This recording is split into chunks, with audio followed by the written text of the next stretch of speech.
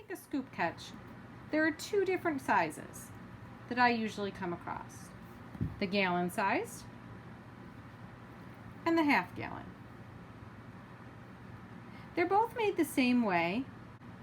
Obviously, the gallon one has a larger opening, so that's going to be better for larger balls or for an easier catch when you're just starting out. If you've gotten pretty good at that, you can progress down to a half gallon size, or just use what you have around. To make your scoop catch, you really only need two things: a milk or orange juice container and something to cut with. I also used a permanent marker to make it easier to follow the line around the bottom of the milk jug. First, you're going to draw a line around the bottom of your milk jug, which will become the top of your scoop catch. Try and make the line equal all the way around, but if it's not perfect, that's okay.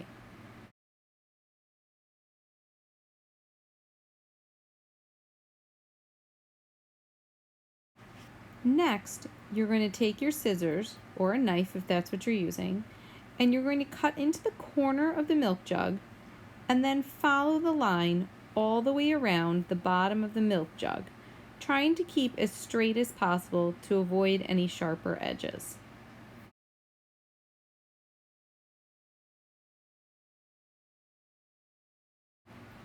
And there you have it. You've made your very own scoop catch. You can always put tape around the top edge if you're feeling that's a little uneven for you.